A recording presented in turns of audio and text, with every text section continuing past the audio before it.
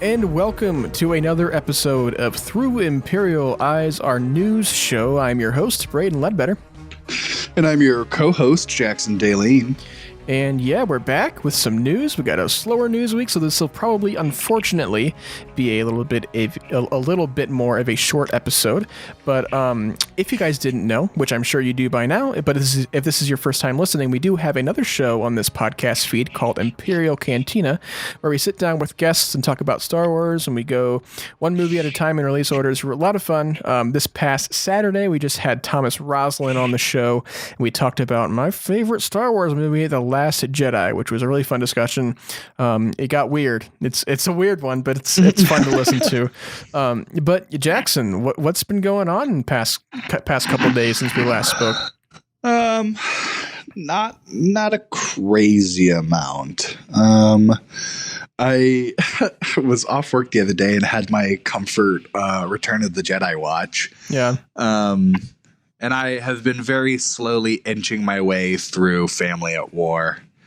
Yeah, I'm the same way. I got 75% there, and now I'm at a lull to where I don't have the motivation to pick it back up, but I will. I want to read it. I just don't have the time for it. And every time I either do, it's like the end of my day and I'm tired and I'm like, I don't want to read right now. Yeah, I'm like, because I'll do reading it later. just puts me to sleep most of the time. It just knocks me out. Yeah. Have you been watching anything besides that Return of the Jedi watch? I watched Last Jedi for our cantina. Yeah. I'll watch Solo some point soon. I'm actually kind of excited for our Solo episode. Yeah, me too. It's grown on me. That movie has grown on me. Well, so I started my job at Goodwill. Oh yeah, very nice. And since then, I have been on the look for Star Wars things. And while I don't have much to show for that, I found it's like a coin jar. It's like a divider. I don't really know what it is, but it's a stormtrooper helmet. It's a little glass stormtrooper helmet, and the inside is all hollow, and it's got a handle in the middle. So I don't really know what it is, but it's cute. It's this cute little. We're using it as a coin jar right now, but it's a little stormtrooper helmet. And then I also have a McDonald's Star Wars toy that we got. I got the Kylo Ren one. Oh, lucky! I'll trade you. Which one do you have? I have the stormtrooper. Honestly, I'll totally trade you. Awesome. He's in his little ship, and he shoots little laser discs. Yeah, out. this one shoots little laser. Where is it? There he is, right there. Oh yeah, that's fun. What about you? Anything fun Star Wars wise? Fun Star Wars wise, yeah. I mean, talking about The Last Jedi was a lot of fun, but I did watch the Rian Johnson commentary from the Blu-ray. Which, cool. If you haven't watched that, I don't know if it's on Disney Plus. I don't think it is, but if you do get the chance to watch that commentary, it gives you a lot of insight as to why he did a lot of the things he did and the choices. It makes me appreciate the movie just that much more too. But I don't know if I've ever actually watched a Star Wars commentary. Ooh, you got to at least watch The Last Jedi one. I don't know why I haven't. I know Lucas and a lot of the behind the scenes people did them for the prequels. And there is commentaries there's a JJ commentary for The Force Awakens that came on the 3D Blu-ray a year after the movie came out. That one's fun to listen to. I've listened to that one. And then the Last Jedi one's fun. And then I don't know if you've watched The Director and the Jedi. It's I have not. Ooh, we got to sit down and watch that because it's basically like a raw documentary. Almost it's almost like I'm trying to find something to compare it to because it's so non-produced feeling. It almost just feels like raw behind the scenes footage from set. They just drop the video. Have people walking around with cameras on set, and just we get to watch Ryan direct and pick out different things for them. It's so much fun to watch. We need to watch it sometime. Even to the point of I haven't even seen Empire Dreams, the documentary. That one's a fun watch. I mean, it doesn't really tell you if you know nothing about Lucasfilm and Star Wars. It doesn't really tell you much that you don't know. I think that's what I knew about that was that it was kind of the base level documentary. It's still interesting. It's something it goes into a lot of the old studio drama from the early days from Star Wars. Right. But yeah, I think other than that, I spent Sunday bedridden from my second vaccine shot. Your Fauci ouchie. my Fauci ouchie, and I'm glad I got it, but man, I didn't know it would kick my butt that hard. You're a Moderna man, aren't you? I'm a Pfizer man. Oh, I'm you a are a superior Pfizer man. male. Yes. Ah. Are you a Moderna man or a Pfizer No, man? I'm also a Pfizer man. Pfizer bros. I find that interesting because I think you're the first person with Pfizer that I have known to have like second shot after effects. Everyone that I've talked to that had symptoms were either Moderna or Johnson & Johnson. My grandparents got it back in February, and neither of them had any kind of symptoms for anything for either of the shots, and they have Pfizer. So I don't know. I guess it depends on what kind of antibodies you have and that kind of thing. So, well, since it's a little bit slower this week, we did have some news drop right before we're recording. So we put that at the end of the rundown. I made sure to add that. But as of the time of this recording, which will come out 2 days before or 2 days after we're recording, it is breaking news. But let's kind of get into this news here. What's the first thing we got? All right. So first in the news, we have some fun stuff about the Andor series. They're currently filming in Essex in the United Kingdom. Star Wars Sessions has received intel from multiple sources indicating that the production of Andor will spend some time in the Corrington Refinery, which is an abandoned industrial area in Essex. It's also revealed that the first season will be 12 episodes long, which I won't say it does confirm, but like a longer season leads me to believe that there will be more seasons. Yeah, there's been lots of weird hints and suggestions that there might be more seasons to the show. Right. And this little thing also says like the first season will begin approximately 5 years before the events of Rogue One, and it will follow Diego Luna as a former separatist turned into a Rebel Alliance officer, an intel officer, and essentially his way up the ranks to become, spy for Mon Mothma and all that fun stuff. Yeah.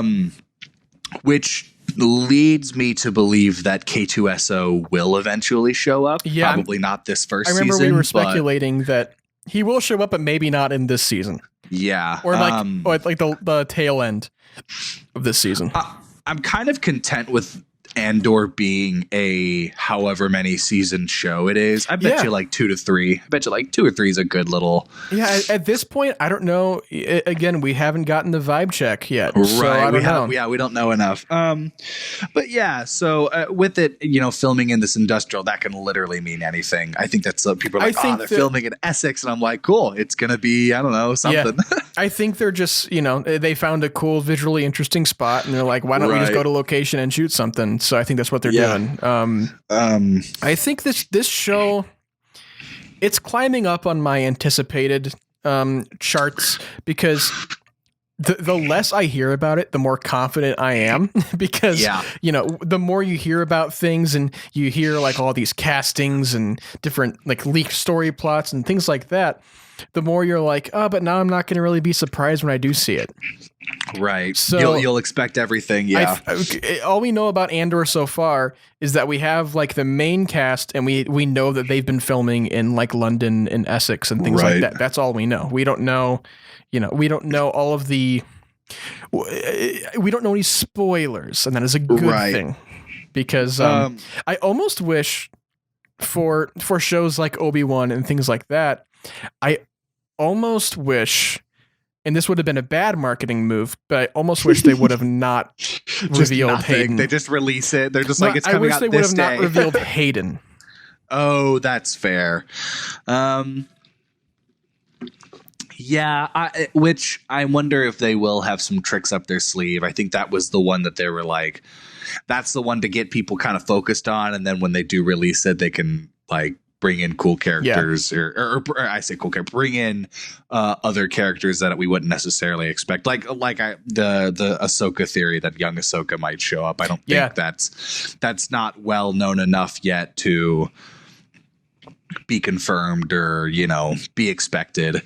I think with Andor, I like the idea that they are going back enough to kind of show his roots and his origin, especially with the rebellion, just because I kind of want to see Andor's progression to becoming like worse and worse and more cold-hearted, Yeah. I want as the show progresses, he just becomes worse. He just becomes meaner and meaner. Yeah, he just becomes like, he doesn't take any more crap. Just ruthless. Yeah. Just because I think like it's one of those things where he has tried to go through these missions and stuff with being very civil and, trying to do the right thing. And that never works out for him. So I think we'll get to see like this transition of, becoming how we knew him in Rogue One. So that'll be interesting to see. I'm excited again that we have not seen much, and that whenever we do finally get a teaser or something, which I'm sure we'll get before this year ends, but I'm sure we'll get, something that will get everybody excited for this show finally, because that sizzle reel from the investors meeting was fine. It was cool, but it didn't really give us much. So, well, speaking of Kenobi, we have a little bit of Kenobi news.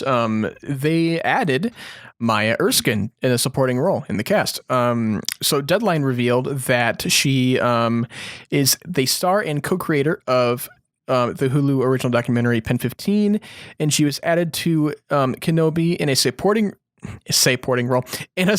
role that will appear in at least 3 episodes. And there's the kicker, at least 3 episodes. I don't know how they've confirmed that, or if that's actually confirmed, or if they're saying that like, okay, according to these SAG rules, she has to compete, she has to appear, blah blah blah, or something like that.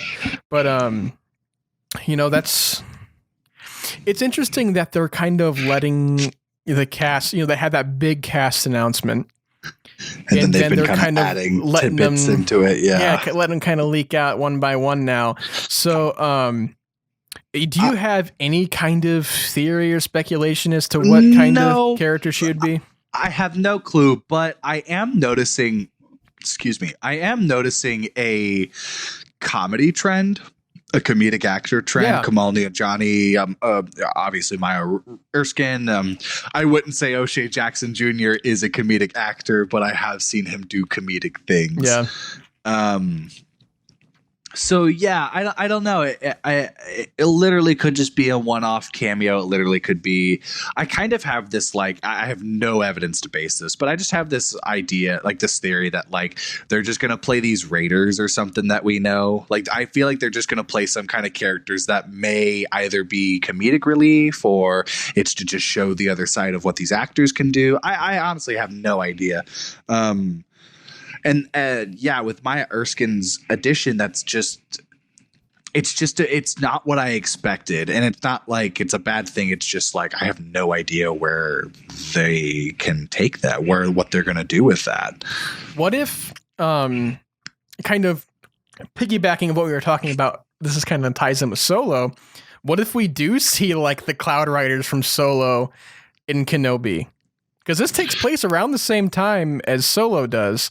And like, what if like, they're part of like all these weird random people are kind of part of that crew, or like a crew that's like that, like you said, like these raiders or like these marauders, right, on Tatooine. That'd be kind of fun. That would be cool. That'd be cool to see. Like, I'm curious to see how they'll implement that to, I guess, connect Obi-Wan into it all, if it'll be some original story or something. Yeah, and I still kind of I know they probably won't directly base it, but the John Jackson Miller Kenobi book, like, that's probably the base of where my weird theories are coming from, because it's the only thing that I have. But in that he like defends Farm Boy, or Owen and Beru from these like raiders that come by, and Deadline, per our speculation, which was correct, Deadline confirmed that the show will consist of 6-hour-long episodes. So we're basically getting a 6-hour Kenobi movie, which is great.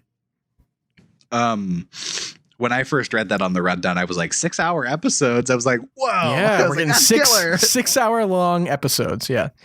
But, I'm cool with that. So many people are like, only 6 episodes. I'm like, what do you mean only 6 episodes? That's crazy. Yeah, right. That's basically the Kenobi trilogy we all wanted right there. Yeah, right. So, yeah, that'll be exciting. So, what is next? Up next, we have it was an excerpt that was released about the new High Republic novel coming out, The Rising Storm. This is it Cavan or Cavan? Cavan Scott's upcoming new High Republic novel, which is a direct sequel to Light of the Jedi by Charles Soule. And in this little excerpt, we meet not Jedi Ty York, but former Jedi Ty York. Jedi. That's interesting.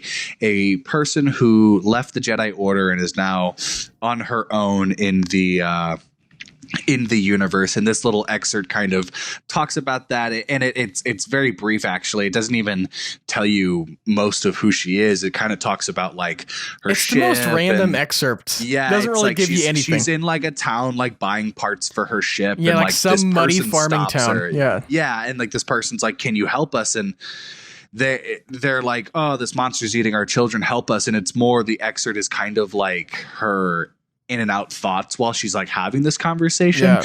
And that's what's hinting that she's like a former Jedi. My favorite was I like your ship, does it have a name? And she's like, no. And they're like, and like in the like little narration, like that was true, like it didn't have a name. Yeah, maybe because she was used to not creating attachments. Why would you want she saw the ship as a tool, and tools don't have attachments to you. It doesn't make sense. She was like, and maybe that's from her training, or maybe that's just how she thought. And I was like, oh, it was like, that's kind of interesting that like people who would leave, you know, have kind of weird warps of reality because of what they learned in the Jedi Order.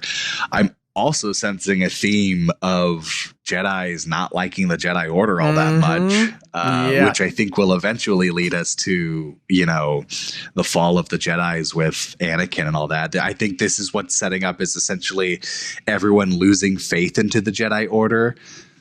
Yeah, even from within. So, yeah, I mean, again, this excerpt didn't really give us much, but the fact that I don't know if this is just revealed, is Ty York a character that has already been written in like the comics or anything? I don't think so. Okay, because I don't think any of these characters would have been. Okay, because if not, that's kind of a reveal that we're getting a former Jedi in this book. You know, it's like you were saying, with seeing these Jedi, kind of this theme of not being so sure of the Jedi in this era, and, you know, kind of self-doubt and stuff. I'm going to interrupt real quick. Go and ahead. I will say that, yes, Ty York is in one comic, High Republic Adventures. And wait, go back. And then Are they Rising a Jedi in that, or are they a former Jedi in that? I don't know. The cover is of her and another species in some kind of cave. She has her lightsaber out. And actually, it kind of looks like... This is like she's a Jedi? It looks like it's her dealing with the excerpt we just read. She's like facing off something, and there's like the shadow of like a monster like silhouetting her, and like it's got like glowing green eyes. Maybe it'll kind of do. Maybe this book. This hasn't come out. I'm sorry to interrupt. This hasn't come out yet. So yes, the Monster of Temple Peak 1. This is what this is. This is supposed to debut August 2021. Okay. So that'll come out way after the Rising Storm. Huh. It will be written by Cavan Scott with art by Rachel Stott. Okay. So this will be a lot like how, you know, the Great Disaster is covered from many different perspectives, like pinpoints, in the different books. I think things like that will keep happening through the High Republic, where like in the comic we'll get the same events but from a different perspective. Right. So yeah, I would say as of right now, Rising Storm will be her first appearance. Do you think that we will see, you know, in our time in the High Republic, that we'll see any more Jedi abandon the Jedi Order in our time in the High Republic? See, I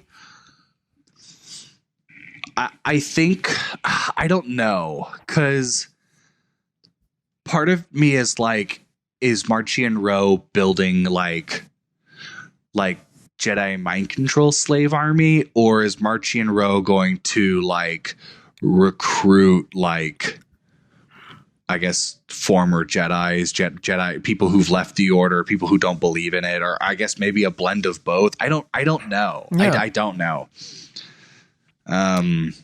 Yeah, it's interesting to think about because, you know, in things like the prequel / late Republic era, we have, people like Ahsoka and Ahsoka and Anakin who lead the Jedi Order, and that's kind of a big deal to them. Like this doesn't happen. So I'm wondering.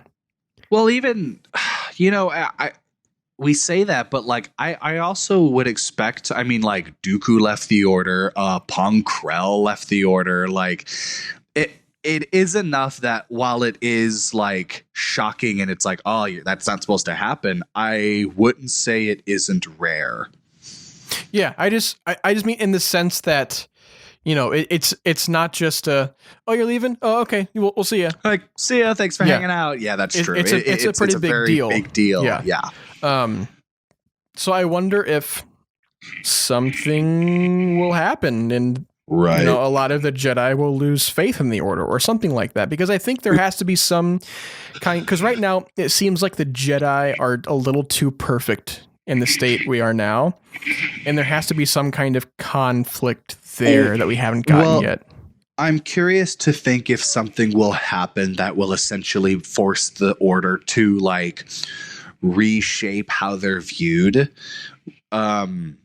And I kind of agree with what you say. Like the Jedi are a little too perfect right now, and I think the Jedi and the High Republic are figuring that out. Yeah, and that they're kind of seeing the flaws in their perfection. And I think that will, like we keep speculating, it will build up enough to something happens to, I think, will force the Order to kind of like rebrand how it has to like work in this modern society now. Yeah. Yeah, there's got to be a Nile bombing at the Republic Fair. Something big's gonna happen. If there isn't a Nile bomb, I'm calling it right now. So I'm having this on record. I think there's going to be a Nile bombing at the Republic Fair. Which is that on Starlight Beacon? Or I don't know. The Republic Fair is it's going to be, it's like a, I think it's supposed to be like a galaxy-wide fair or something. It's like a giant parade.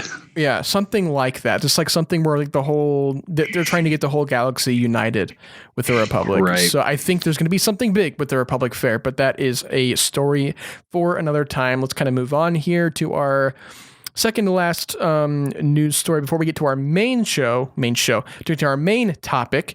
Lego Star Wars social media emoji stirs speculation the Skywalker Saga trailer could arrive soon. Now, here's the thing about Star Wars is they like to do pre merchandising and promotional pushes and marketing pretty well ahead of time.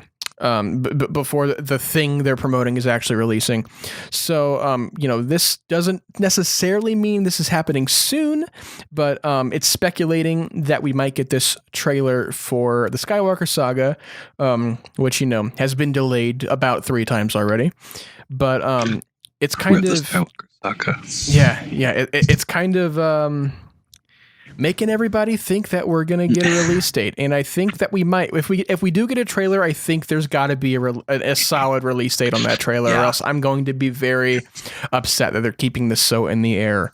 But what are you speculating release date wise when we're actually going to finally get this freaking game?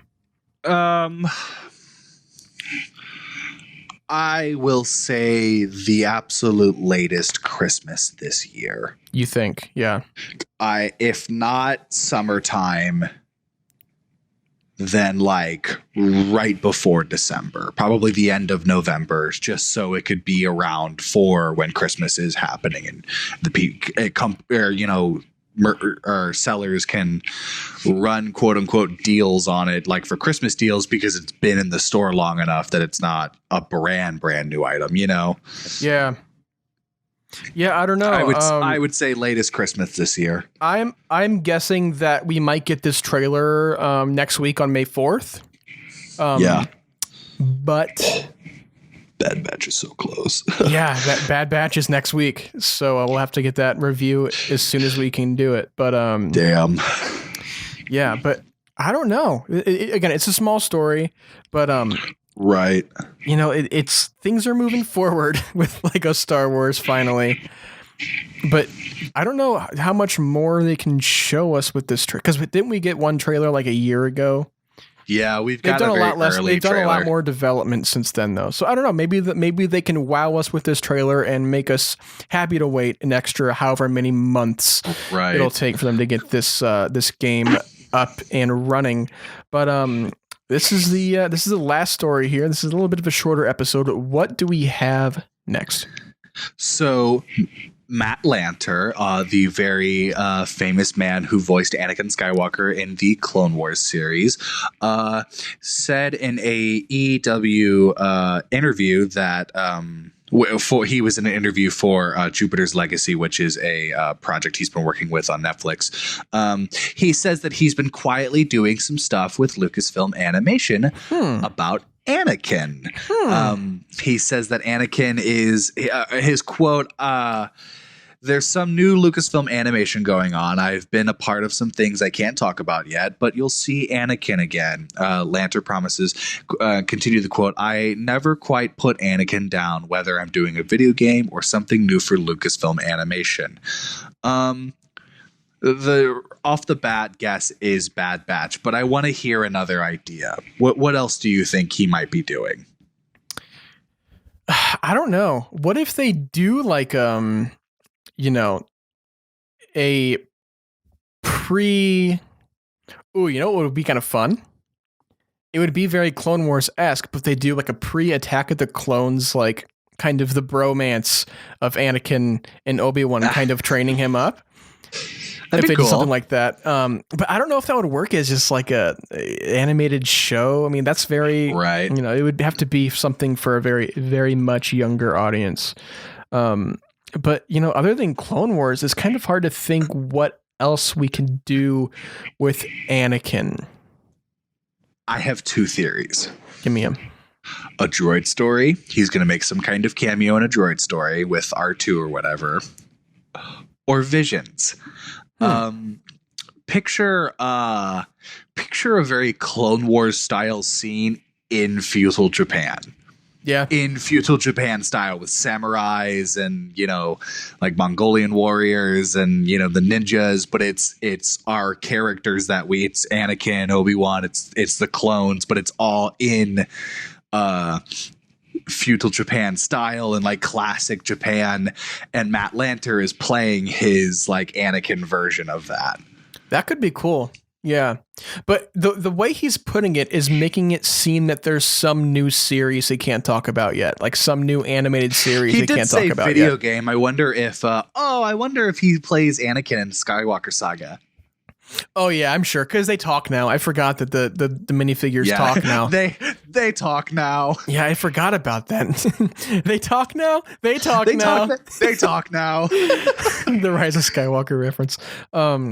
But yeah, I do like the Matt Lanter Anakin. He gives Anakin a lot more character and personality than I think Hayden Christensen did. Agree. But I don't think his voice is a good match to Hayden Christensen to make me believe that they're the same character. Yes, that's very true. I very much agree. And I think that's also kind of the like unspoken consensus that like there's live action Anakin and then there's animated Anakin. They're two completely different people, two completely different they characters. Very much are. Yes. Yeah. Yeah. So I don't know. Animate Revenge of the Sith. Do it. Yeah, I don't care. I would be down for the events of Revenge of the Sith playing out in the Clone Wars show. Like, show me all of that, but in the Clone Wars animation. Redid it, yeah. Give me like the James Arnold Taylor Obi-Wan.